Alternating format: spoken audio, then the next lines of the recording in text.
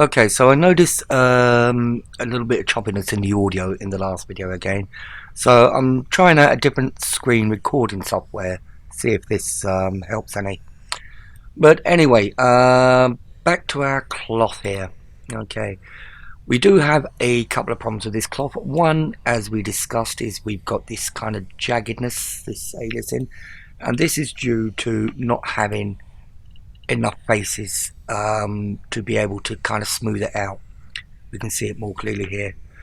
However, another and a bigger problem is if we check our face normals, we do that to face orientation here, we can see that the back of this cloth is poking through the front of it. And this is something that we can address and make a lot nicer. So let me turn this off for a minute. Okay, since we already applied this modifier, let's delete it. Let's add a new plane.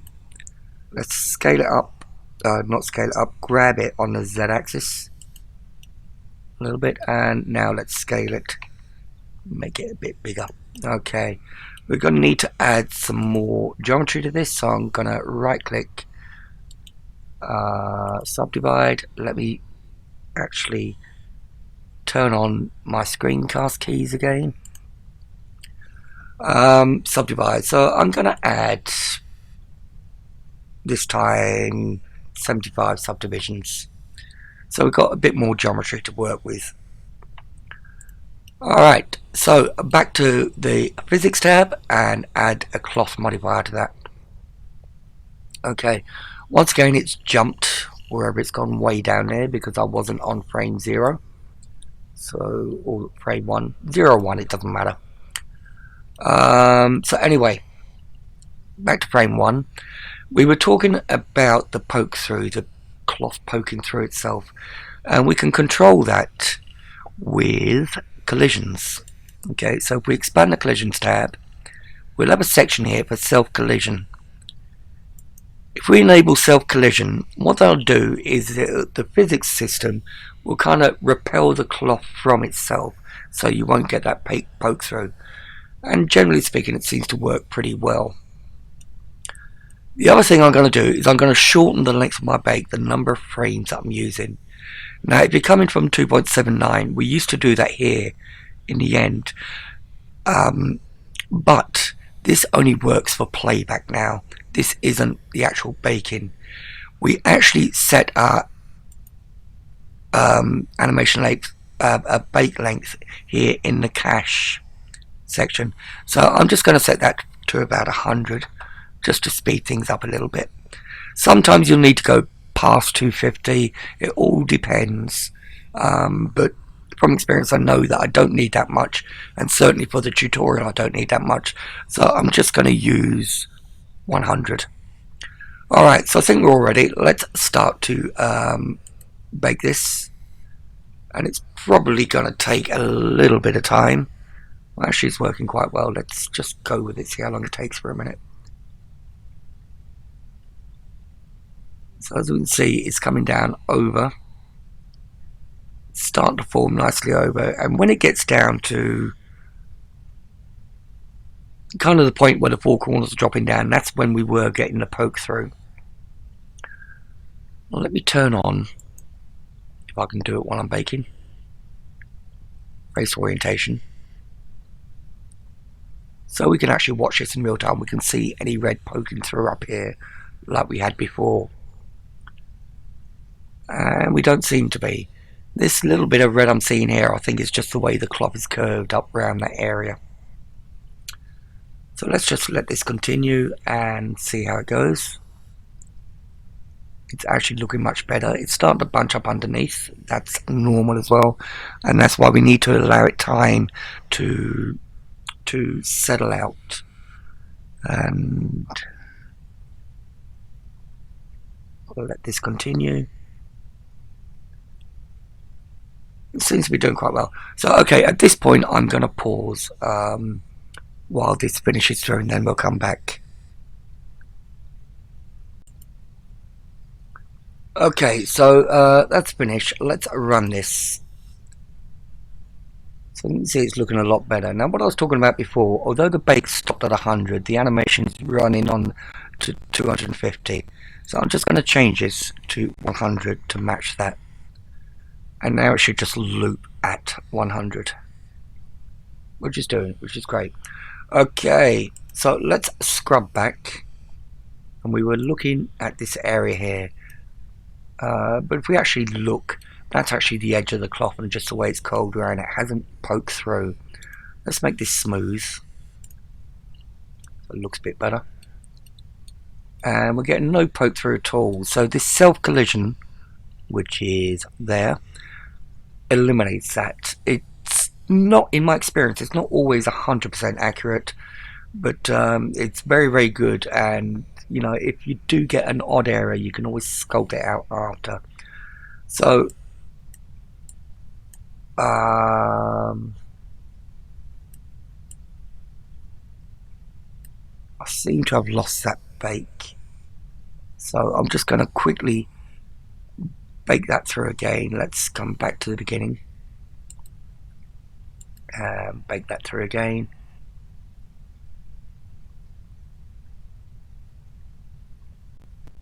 And then we'll find somewhere where it looks pretty good. So I'm just going to pause while that's baking again. Okay, so that's finished baking. Let me just run this again. And once again, you can see it's all working fine. Let me just pause it there. Scroll through. Now my scroll's working. Scrub, technically. Find a place where I like it, somewhere about there. That's all looking fairly good. No poke through. Once again, I could apply the modifier there, and now that mesh has frozen in that position. Alright, so that takes care of self collision and of our bake lengths. Let me delete this mesh. Let me add another plane. Grab it on the Z upwards. What would happen if I didn't want to cover her whole face? I just wanted to use it as kind of like a scarf or a headdress. So let me move this plane backwards, GY. Somewhere about there, should we say. Alright. If I add some geometry to this, so I'll subdivide. I'm going to make this very low just so it speeds up the tutorial. 30. Object mode. Right, let's come to our physics. Let's add cloth once again because I wasn't on frame 1. There we go, frame 1. So I'm going to set my encache at 100, and I'm going to set the self collision. Right, so what happens now when I play this animation? Let me just run it through. It'll bake a lot quicker as I've got a lot less geometry, but what you'll see here is it is falling off her head. Okay, and that's not what we wanted. We wanted some kind of headdress, a headscarf or something like that. So let me come back to 1. What can we do? Well, what we can do is same as what we do in real life, is we would pin it, and we can pin this scarf to the head. Imagine you're using a hairpin or a bobby pin or something. Alright, to do this, I'm going to go into front view, and I'm going to move this plane down to the top of her head. So GZ, somewhere about there. See the head's just poking through. So with the head just poking through, it's going to help me actually. What I can see is I can see where it's poking through. So what I could do is I could select these 4 vertices here. Alright, they're selected. Let's go back into object mode. Let's grab and move it just above there. Okay, back into edit mode. We've still got the same 4 vertices selected on this flat plane. Now if we go to the object data tab, we have a section here called vertex groups. We can add a vertex group. So let's add one. these vertices that are selected, we can assign them to that vertex group. So let's assign. And these vertices will act as a pin. They will not move during the cloth simulation. Right, so we've done what we need to in here. Let's go back to object mode. And let's come back down to our cloth simulation. And if we go to shape, you see here we've got a pin group. In that pin group, we can select the vertex group that we just made. Alright, and that will pin those vertices in place. So let's run this simulation again. Let's see what happens. Okay, the cloth's going to bunch up a little bit, but you notice it's not sliding off the head. Those pins are holding that in place. So just let this run through to its 100 frames or so, which shouldn't be too long. I could also shape this smooth again, just so it looks a little bit better. And because I've got my self collisions on, we should have no kind of poke through. Let it run. I noticed that when I change the shading, I've broken the line in the bake cache. So what I'm probably going to have to do is let this run through again, because I can see that will be broken.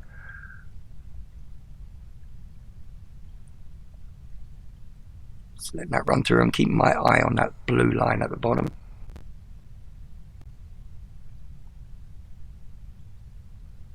And thankfully with such little geometry it shouldn't take too long.